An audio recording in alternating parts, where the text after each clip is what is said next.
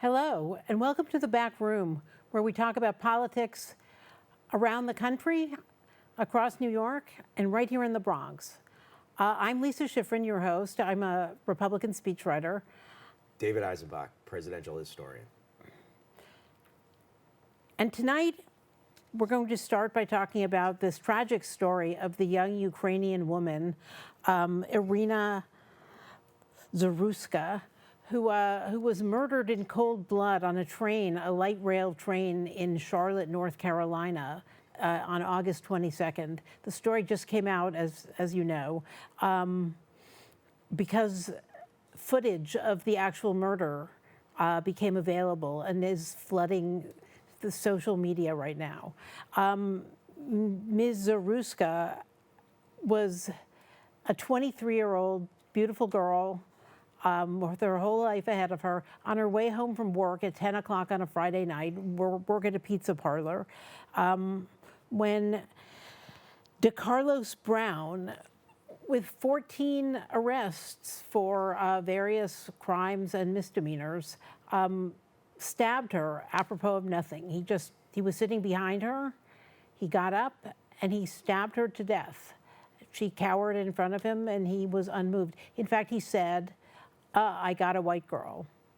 So we're looking at a bunch of things coming out of this story. One is criminal justice and how it's pursued, and whether we need better ways of dealing with career criminals. Well, mental health issues. I mean, this guy has a long history of violent mental schizophrenia. health. He's diagnosed as schizophrenic. He was a threat to his family, his mother, his sister. He attacked his sister.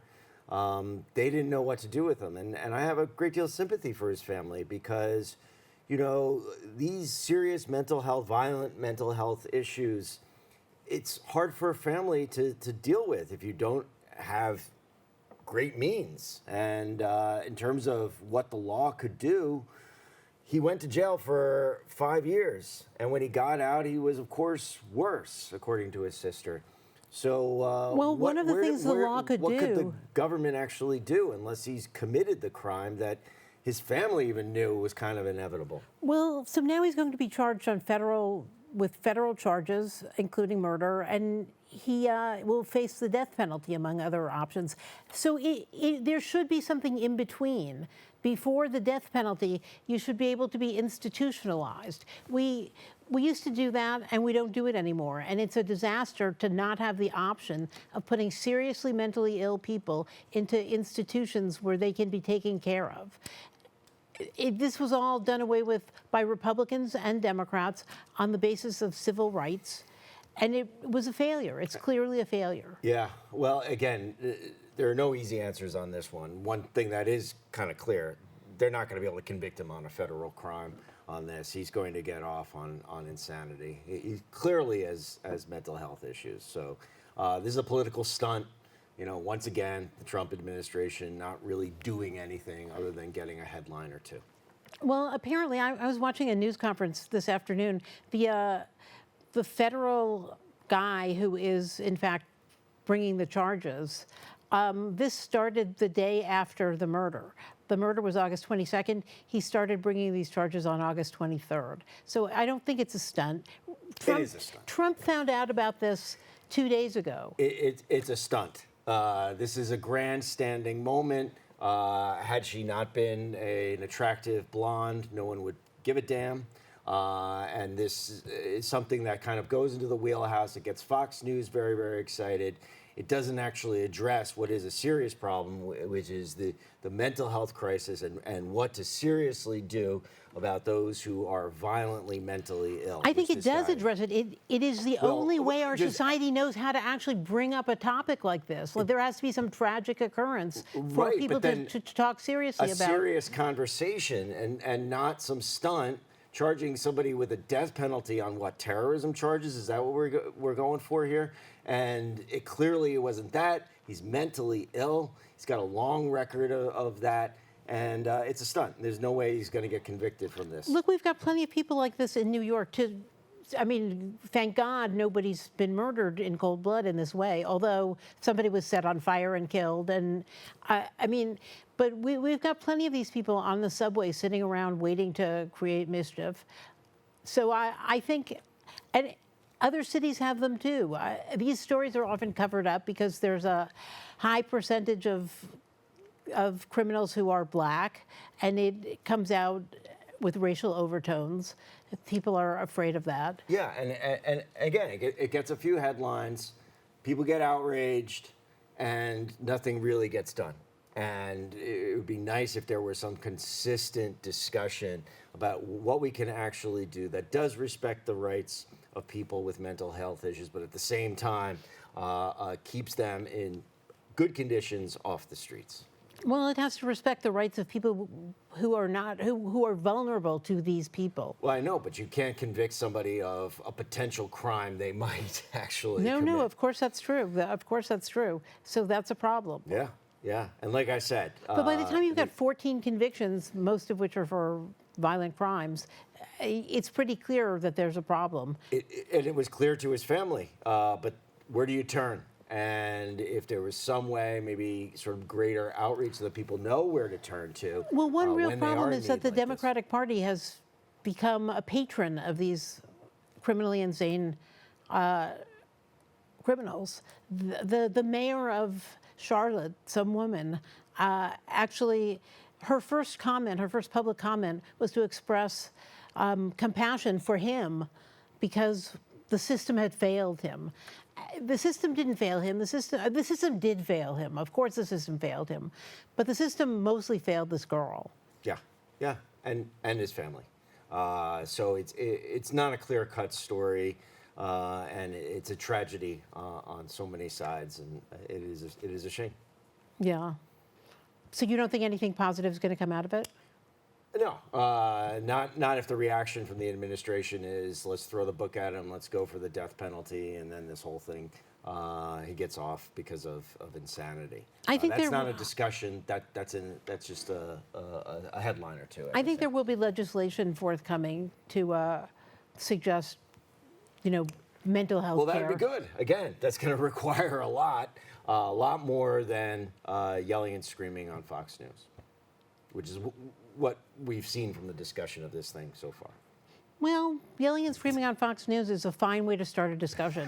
It beats doing what ABC, CBS, and NBC do, which is Ignoring it. not talking about the subject at all because Agreed on they're that. afraid of the racial component. That is true. That is true.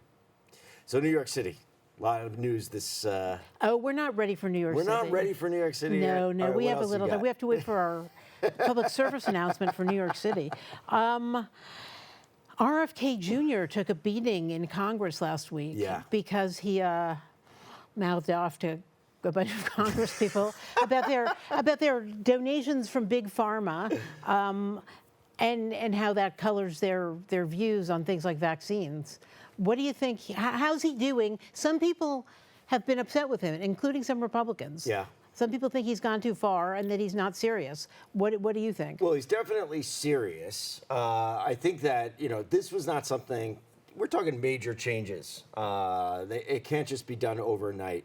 I guess for those of us who are suspicious, and I think everybody should be suspicious about Big Pharma and the amount of political power they have, the amount of regulations they have, the way they're able to push products on the American public. I think that's a healthy skepticism about, this money-making machine that is Big Pharma and how that has definitely expanded the numbers of vaccines we are pushing, particularly on kids.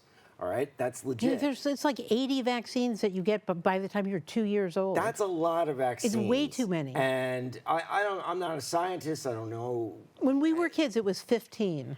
Right. So a little body getting all that, in its system so early, so quickly. I find it hard to believe there wouldn't be some adverse effects. We do know there are adverse effects. The question is how prevalent and do we really have a full handle on these vaccines? Well, that's why I'm in favor of RFK's investigations. And no, I'm in favor of his investigations too. And in fact, he released some document today that was very vague, that did not draw any conclusions, which is appropriate because he hasn't had time to do any serious investigation. That's the thing. Everybody was expecting him to come in and just take down all these vaccines. That's not how it works. Right. No, it's going to take time. There need to be experiments. And starting the conversation is a lot. And it's clear that he's right on processed foods and things like food dyes that don't do anybody any favors. He's right on exercise and kind of general, eat right, live right. Without doubt, right? And what we are doing to our food industry in terms of the hormones we're pumping into our chicken, which have gotten into the water supply and is going into our kids' bodies. And again, we haven't seen this level of manipulation of our food that definitely seems to me, I don't know, and I'm not saying this for certain, it seems to me it would be having a contributory effect on the amount of chronic disease we have in this country.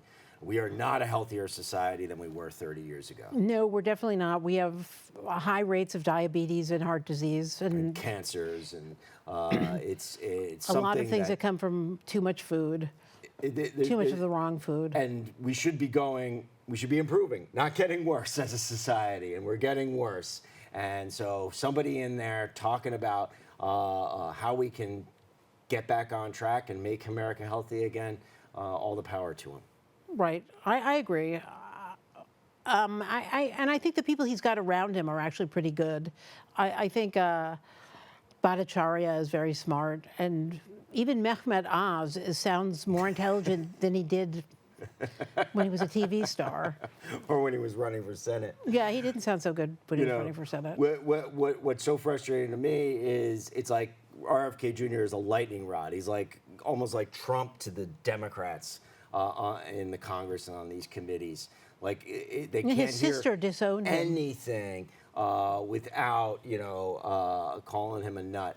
And these aren't crazy conversations to be having. They're conversations that should be bipartisan conversations, and it's a frustration that I have with the Democratic Party. It's just like anything that comes out of the Trump administration, anyone associated with the Trump administration is automatically bad. They're crazy. They're fill in the blank, and that's not going to be good for America, and particularly when we're dealing with public health.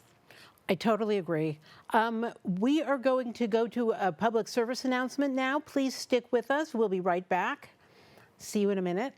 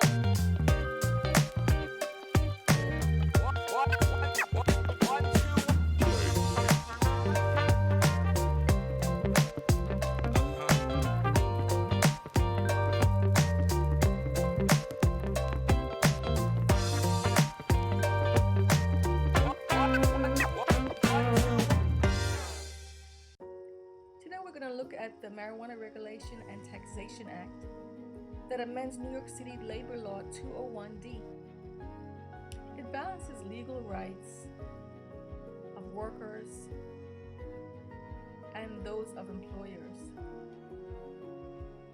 while recognizing federal law. It protects those that are over 21 and legally employed. However, it doesn't protect illegal activities having to do with cannabis.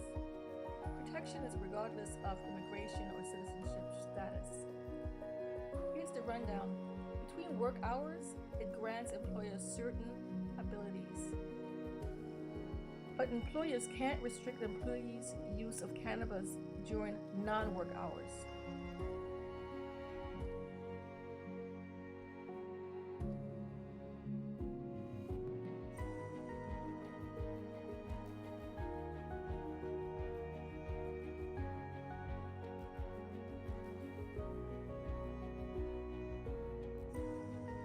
However, the amended New York labor law, section 201D4A, lets employers take employment action or prohibit employee conduct where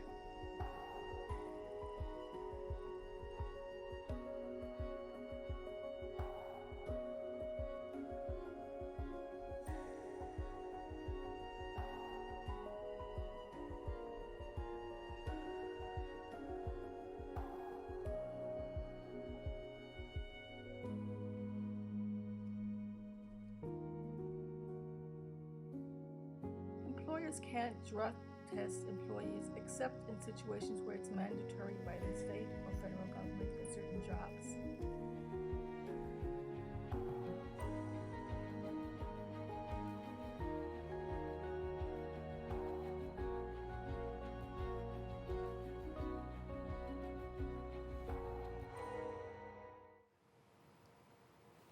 Welcome back to the back room, where we will now turn to our favorite topic, the mayoral race of Zohran Mamdani and all those people who wish to unseat him. He's not seated yet, but he's. But it feels that way. Yeah, he's clearly leading. Right? 46% in the latest poll, sort of in this commanding position. And the hope for the forces against Mamdani is that one of these candidates drops out. They actually need two to drop out for it to be a mano a mano. They got Walden race. to drop out. Now the move is to get Eric Adams out. Well, Adams should resign. He's at 9% on a good day. It's embarrassing, and he's not getting any better. Yeah, I'm surprised by this. I'm shocked by how lackluster his performance was. I figured that he would wait until after the primary was over and then do the full court press. Start using the powers of the mayor to do this action and that action and propose this piece of legislation. And, start offering up the goodies. If you elect me, you're going to get this, that, and the other thing. No, that'd be a little more. That's the intense smart and, way, right? I mean, that's you use he's the just power faded of the into office. the background. He has faded into the background. I can't believe it. And now we get this rumor, these stories emerging about how the Trump administration has offered him. First, we hear that it was the HUD, the Housing and Urban Development job at HUD. And when I heard that, I cringed because that is such a stereotype. Talk about racial. Like, where do you put a black guy? Oh, at HUD. I mean, the only black in the cabinet runs HUD. But I thought that was funny. But then it turned out that it was the ambassadorship to Saudi Arabia. To Saudi Arabia. Which is ridiculous because that's a really important job. And Eric Adams has zero foreign policy experience. Right. When you look at the ambassador to Saudi Arabia, they all have major, heavy foreign policy experience. In Most the of Middle them East, are career State Department. State Department or military, former military who served at CENTCOM. So, they're heavy hitters. And I could see how Adams, Eric, if you're watching, take that job, right? I mean, you become ambassador to Saudi Arabia, you're going to set yourself up for life. Right. First off, you get treated like a king when you're ambassador. And at Saudi Arabia, you're going to make these connections. Aramco will offer you a job afterwards. You'll set yourself up for life. It'll be a great golden parachute. That'd be my suggestion. No, I totally agree. I don't see how he turned it down because he's facing losing in a disastrous landslide, coming in fourth out of four, and having a very modestly successful administration to look back on. Yeah, and take credit for the good you did. I mean, there's no question. New York City is better now than it was when he took over, right? De Blasio really left us in a big hole. So it was not such a good move to have de Blasio endorsing Mondami last week, because de Blasio did leave the city in a big hole. Yeah. I think Mondami's just like picking it all up, and covering all the bases. But Adams did a very good job. Honestly, if he took the ambassadorship for Saudi Arabia, imagine if he got the Abraham Accords back, and it wouldn't be him, but he could take credit for it. Back on track. This is a great job. This is a very important job. You could really make a difference, unlike just sitting it out and getting clobbered in November and being a lame duck until January. No, I agree, but he's not going to. He appears to be too stubborn to give in to reality. I think it's crazy. So now, all right, when we got Cuomo. Cuomo had a big meeting at the Four Seasons with the heavy hitters in the real estate, A.B. Rosen, Lori Tisch, among others. So they seem to be really lining up behind him with the big money. But the clock is ticking. I mean, he's got 60 days. 60 days. It's not enough. A friend of mine who watches this closely pointed out that Cuomo's very body language is the body language of failure. He's not, there's nothing vigorous about him. That's what I saw, just on primary night. He looked broken. And I haven't seen anything, that he would just sort of vigor. Be revived. You need vigor. Some vigor. And that's why I thought, this guy is toast. His done. His heart isn't in it. And that maybe Adams could rise, but he didn't rise. And so Mondami kind of has been on cruise control, and he just keeps on gaining more and more momentum and legitimacy with people who never even heard of him before, even on primary night. Well, he's very glib. He's very articulate, and that counts for a lot with people. Hey, it's being a good politician. He's got those chops, and we have Curtis Sliwa still holding on to his 15%, and in that fractured field, I don't think anybody's gotten any. Yeah, hope. I'm surprised that Curtis Sliwa isn't doing better, because he's actually making a very good case for himself. He knows the city better than any of these other people. Definitely. He has, in fact, given the best years of his life to the city. He's done public service for free forever, for 40 years. I think he will bring in people who are competent and sophisticated to run the city. I think he could do a great job, but he's not selling it. He's working. He's out there. No, he's totally out there. He's at events, doing events, taking up issues all around the city and all the boroughs. He's definitely working for it, but not much of a hope.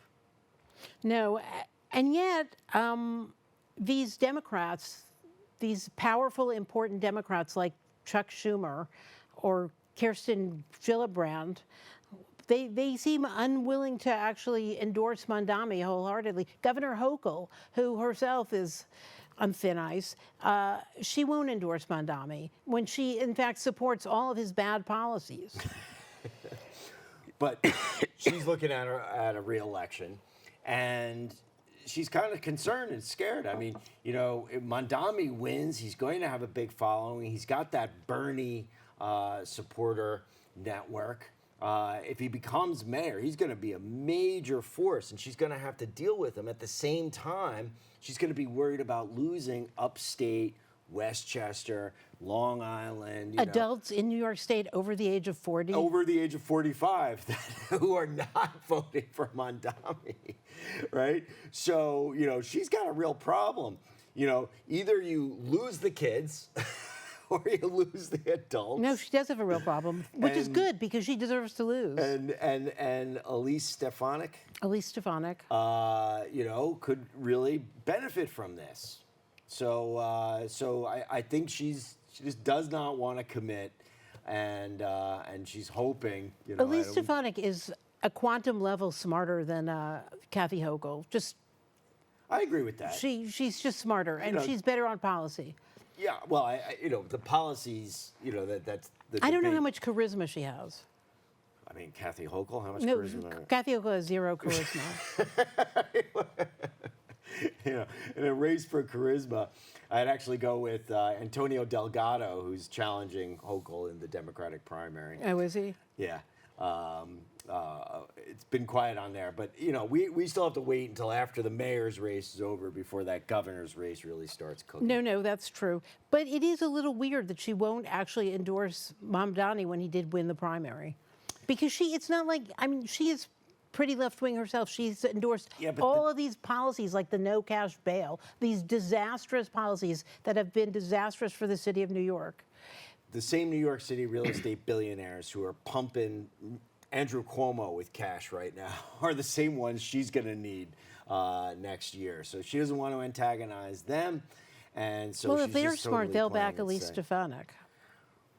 Fight for another day. In terms of, endorsing, I think that all these politicians are scared to endorse one way or another on Mamdani. Well, they're scared because they don't want the Democratic Party saddled with this communist, this out-and-out, youthful Ugandan communist who turns out to be the mayoral candidate. I read that 66% of Democrats signal that they are positive on the issue of socialism. 66% of Democrats, that's crazy. These are Democrats in New York City? Democrats in New York Democrats City. in New York City, right. And I think it's probably even higher, depending on the age group, for the younger voters. I'm sure it's higher for younger it's ones. Higher. Socialism doesn't have the same stigma, number one, that it used to. No, they've all been indoctrinated. This is what they were taught in school instead of actual history. Two, I think there's a desperation out there. When you have particularly young people, or by young people I mean anyone under 40, who can't afford an apartment, can't afford a house. They don't have the stakes. They don't own property. And so the threat of socialism is not as great as it was in prior generations. If you did own your house and if you did own your apartment, this was a concern. So this is one of the consequences of having a society that has geared itself for the rich, the middle class, shrinking. Well, People wait a second. No, but there's always been a class of people who come to New York after college who are transient. Yeah. They're not quite talented enough to make the money that it takes to actually succeed in New York City. Right. But even if you are talented. No, but the real answer for these people is to move on. Go back to St. Louis. Go back to St. Louis.